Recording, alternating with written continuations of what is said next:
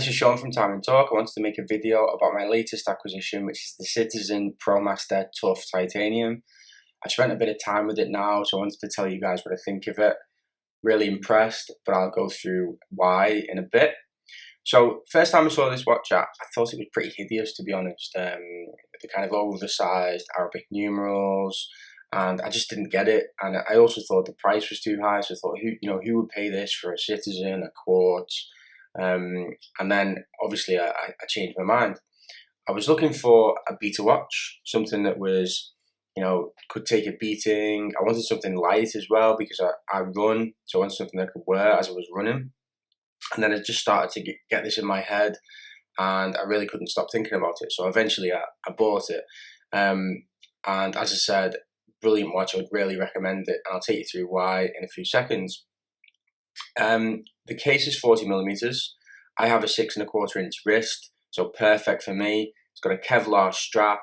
It's brushed all over, a titanium case with a coating which makes it more scratch resistant. It's got 300 meters water resistance. You can see the Kevlar strap here, and you can see when it focuses. The fact that it's got name, nationality, blood type, it's a military watch, a tough man's watch that you can wear, in any situation. It's got an eco-drive movement, which basically means that it's charged by light and it will never run out, the battery, according to Citizen. My wife has got a Citizen eco-drive, and she's had it for about 15 years and only recently didn't need the service, so that's a bit of, a heads up there, if you like. To run through some of the features, you can see my watch here. It's on a rubber strap at the moment, which I think really suits it. It's the only watch that I've ever put this strap on that it actually looks half decent on. So some of the features, the movement in this is called the E168, and I'm not 100% sure if this applies to this movement or just one particular edition of this watch, because this watch has existed for a while and obviously it's gone through a number of iterations, but I imagine that given the fact that it's the latest in this line, that it will include this watch and this movement. So it's got amazing temperature resistance. Apparently it can cope with really high temperatures, really low temperatures, and continue to function as normal. So brilliant for a beater watch, particularly if you might be a mountaineer, you might be an explorer, and you want a watch that you can wear. That's the crown there. I find it a little bit small, and it's one of the cons that I'll go through. Sorry, the stem that I'll go through later. Apparently, it's got a really good anti-shock feature. The movement, basically, if it gets a shock, it locks and then starts again. But the process is it takes such a short amount of time that you won't even notice, but that's brilliant as well. And it's also very, very anti-magnetic. Apparently it can take up to 16,000 Gauss of magnetism, so that's amazing. And you think, the Mille Gauss is 1,000 Gauss, and this is much more capable than that. So it really does punch above its weight in terms of the features of the watch. So in terms of what I think of it and what my pros and cons of the watch are,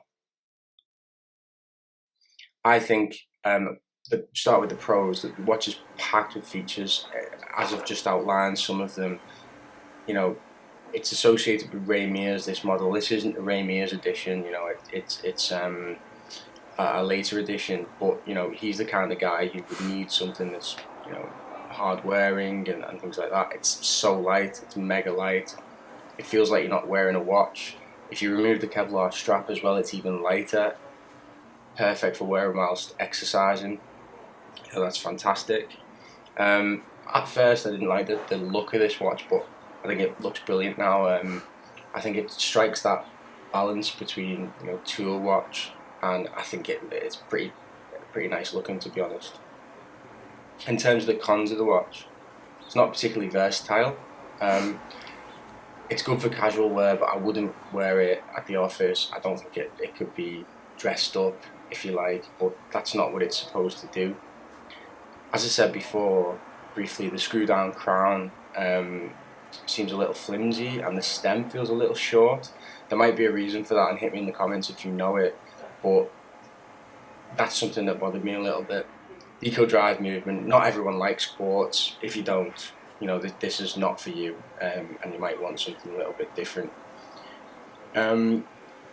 So those are my pros and cons, and I really couldn't recommend this watch enough, to be honest, because £300 the watch is in the UK, but it punches so much above its weight, and it has so many features for the price.